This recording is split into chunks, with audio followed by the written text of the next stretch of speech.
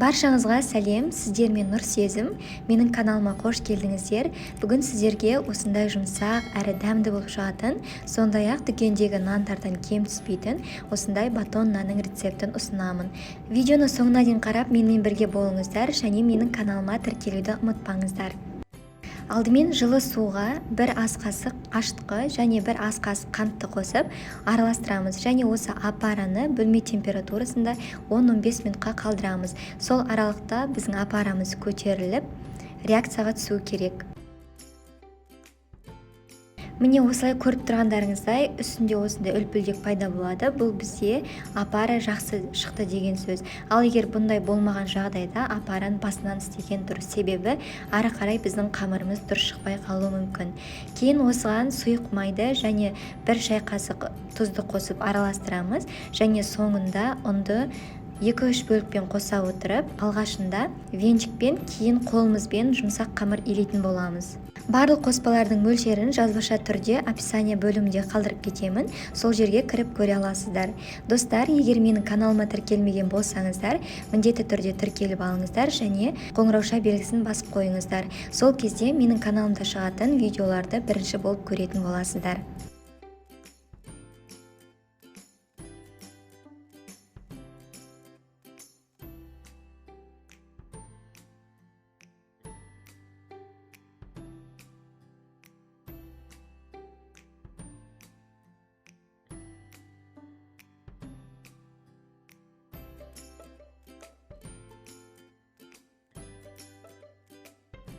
Қамырымыз осындай жұмсақ болып тұрады.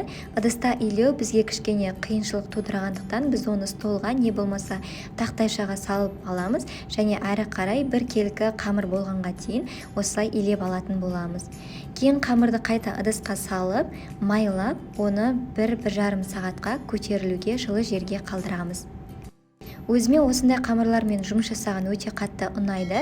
Сондықтан байқасаңыздар, каналымда көптеген ұнды өнімдердің және осындай ашытылған қамырдан жасалатын көптеген выпечкалардың рецептін таба аласыздар. Описание бөлімінде ссылкасын қалдыратын боламын. Міндетті түрде кіріп қарап көріңіздер.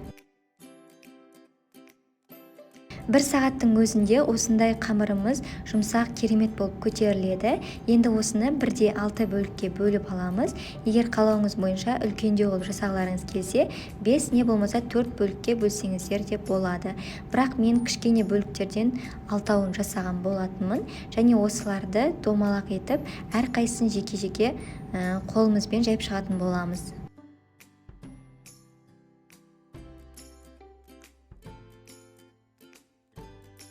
Әр бөлікті осылай қолымызбен рулет қылып жая отырып, формасын шығарып аламыз. Қатты жұқа қылып жіберудің қажеті жоқ.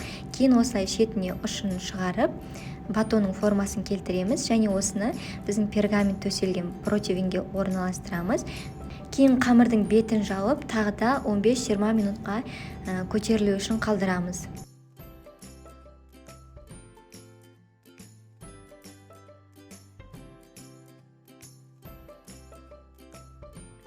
20 минуттан кейін алып, осылай бетіне пышақтың көмегімен не болмаса лезвиемен осындай сызықтар жасап шығамыз. Және бетіне жұмыртқаның сарысы мен сүтті араластыра отыра жағып шығамыз. Және қалауыңыз бойынша мак не болмаса кунжут сепсеңіздер де, не болмаса екеуін сепсеңіздер де болады. Кейін батондарымызды қызып тұрған пеште 200 градуста 18-20 минут аралығында пісіріп аламыз. Піскеннен кейін кішкене суытамыз және суығаннан кейін кесіп дастарханға ұсына берсек болады.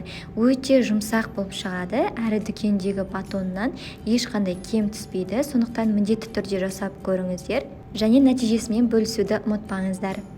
Видеоны соңына дейін қараған болсаңыз, менің каналыма тіркеліп лайк баса кетіңіздер және алдағы уақытта қандай рецепт күтетіндеріңізді комментарий бөлімінде жаза кетіңіздер. Міндетті түрде жасап көруге тырысамын.